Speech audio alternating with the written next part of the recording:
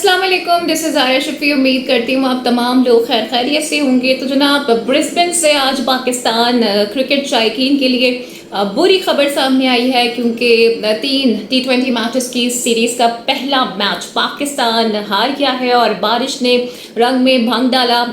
7 overs तक ये match महदूद हो गया था और पाकिस्तान ने आज टॉस जीतकर पहले फील्डिंग का फैसला किया, जो कि मुझे ये फैसला बिल्कुल भी समझ में इस एतबार से नहीं आया, क्योंकि मुझे लगता है कि पाकिस्तान पहले बैटिंग करता, बेशक वो 50 रन ही बनाता, लेकिन एक प्रेशर डेवलप हो सकता था। लेकिन हमने जी ऑस्ट्रेलिया का प्रेशर रिलीज किया और सारा का सारा प्रेशर हमने खुद ले लिया। जहां तक बात बारिश की है, तो रेन प्रेडिक्शंस जनाब कल से थी कि वहाँ पर बारिश होगी, लेकिन समझ में ये नहीं आता है कि टीम मैनेजमेंट ने और कप्तान ने इसके हवाले से कोई स्ट्रैटेजी आखिर क्यों नहीं बनाई है। शायद रिजवान ने अपने बॉलर्स पर बहुत ज़्यादा इन्हिसार कर लिया था, लेकिन जो हमारी पेस बैटरी थी आज उसकी पिटाई होती हुई नजर आई है और नसीम शाह ने 2 ओवर्स में 37 रन ले लिए हैं और मेरे ख्याल से तो ये एक क्राइम से कम नहीं है। खैर एक विकेट उन्होंने ली थी, लेकिन क्या ही बात करें जनाब मैक्सवेल की, जिन्होंने आज एक बार फिर से बता दिया है कि उन्हें मैक्सवेल आखिर क्यों कहा जाता है। और जब भी मैक्सवेल की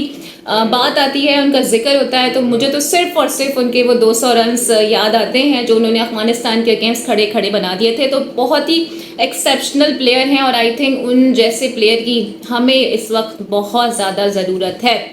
फिर रिजवान ओवर कॉन्फिडेंट आज हमें नजर आया। आपको याद होगा जी, उन्होंने भी बड़े बड़े बोले थे कि ऑस्ट्रेलिया में हम वाइट वॉश करेंगे। आज वो 0 पर आउट हो गए हैं और 93 रन्स का 94 रन्स का ये टारगेट था और पाकिस्तान की बैटिंग लाइनअप लड़खड़ा गई है। रिजवान और बाबर से उम्मीदें थी अगेन और उम्मीदों पर पूरा नहीं उतरे हैं, तो फ़खर जमान की कमी आज हमें बड़ी महसूस हुई है। फिर ये भी सवाल बनता है कि हसीबुल्ला जो कि PSL में एज अ ओपनर खेलते हैं, उन्हें मौका फराहम नहीं किया गया, उन्हें कोई 7वें-8वें नंबर पर भेज दिया और ख़ुद ही रिजवान आ गए ओपनिंग करने।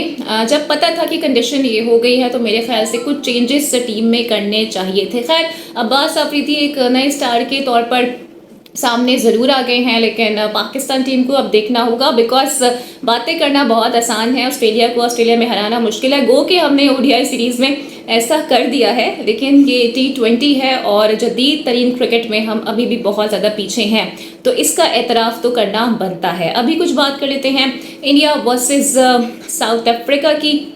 3 मैचेस अब तक खेले जा चुके हैं, कल फाइनल और फैसला कौन मैच होगा। अभी तक जी भारत का पलड़ा भारी है, भारत 2 मैचेस जीत चुका है और सारी जिम्मेदारी और सारी नजरें इस वक्त जी लक्ष्मण के ऊपर ही आ गई है, क्योंकि भारत की जीत में ये लग रहा है कि वो बड़ा किरदार अदा करने वाले हैं। गुज़िश्ता मैच में उन्होंने ज़बरदस्त 107 रन बनाए थे 56 बॉलों पर, जिसमें 8 चौके और 7 छक्के भी शामिल थे। लेकिन हम ये देख रहे हैं कि भारत एक विनिंग पोजीशन में नज़र आ रहा है और सेंचुरिया में उन्होंने ही सेंचुरी स्कोर भी की थी। इसके अलावा सबको जो इंतज़ार है वो है जनाब बॉर्डर गवास्कर सीरीज़ का, और भारतीय टीम ऑस्ट्रेलिया लैंड कर चुकी है। और मज़े की बात यह है कि ऑस्ट्रेलिया मीडिया को अगर हम देखें ना, तो वो पाकिस्तान से वाइट वॉश की तो बात ही नहीं कर रहे हैं। उनका सारा का सारा फोकस बॉर्डर गवास्कर सीरीज़ पर ही मरकूज़ है और विराट कोहली के ही चर्चे नज़र आ रहे हैं। हर कोई वहाँ पर उन्हीं की बात कर रहा है। तो विराट कोहली ने ठीक ठाक लाइमलाइट समेटी हुई है और बाय द वे नेट्स में विराट कोहली ने ये बता भी दिया है कि आखिर उन्हें कोहली क्यों कहा और माना जाता है। अभी कुछ बात कर लेते हैं जनाब चैंपियंस ट्रॉफी की, जिसकी ट्रॉफी रोनुमाई के लिए अब पहुंच चुकी है दुबई से इस्लामाबाद, और जैसे कि ICC की जानिब से लोगो भी जारी किया जा चुका है, जिसमें बड़े बाशगाफ अल्फाज में ये मेंशन है कि पाकिस्तान में ही ये चैंपियंस ट्रॉफी फ़िलहाल हो रही है, लेकिन कोई नहीं आ रहा है, तो भारत नहीं आ रहा है। और बाय द वे PCB ने जो ख़त लिखा था ICC को, जिसमें कुछ क्वेश्चंस पूछे गए थे रिगार्डिंग भारत का जो स्टांस है, क्या उन्होंने तहरीरी तौर पर आगाह किया है, नहीं किया है, और उसकी कॉपी वगैरह मांगी गई थी, तो अभी तक ऑफिशियली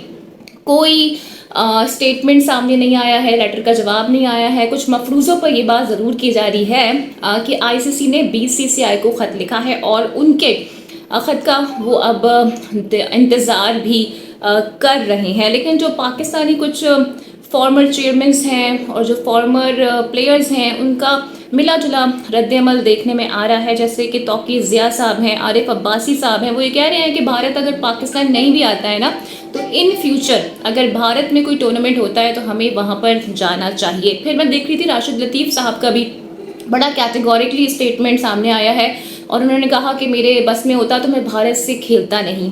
दूसरी तरफ हम देख रहे हैं कि मोहम्मद आमिर ने भी काफ़ी स्ट्रिक्ट बात की है। वो कह रहे हैं कि भारत को टूर्नामेंट से निकाल देना चाहिए। इसके अलावा जी भारत का खेलों से खिलवाड़ वैसे ही जारी है। कबड्डी टीम को भी पाकिस्तान वो नहीं भेज रहे हैं, ब्लाइंड क्रिकेट टीम को भी उन्होंने नहीं भेजा है और कुछ इतलात ये भी थी, आई डोंट नो कि इसमें कोई चेंजेस आए हैं या नहीं आए हैं, लेकिन जो यूथ स्क्रैबल चैम्पियनशिप थी एशिया के लिए, उसके लिए भी पाकिस्तानियों को वीज़े जारी नहीं किए गए और बिल्कुल एंड टाइम पे आके जी कुछ प्लेयर्स को वीज़े दिए गए हैं, लेकिन इतनी देर हो गई है कि शायद वो ट्रेवल ना कर पाए। तो जनाब ये सारी सिचुएशन है। अब देखते हैं कि इसमें मज़ीद क्या तब्दीली आती है, ख़ासकर चैम्पियंस ट्रॉफ़ी 2025 के हवाले से, जो कि इस वक्त एक मुश्किल महाज बनी हुई है, न सिर्फ पीसीबी के लिए, आईसीसी के लिए, बल्कि खुद भी बीसीसीआई के लिए। तो उम्मीद करती हूँ कि आज की वीडियो आपको पसंद आई होगी।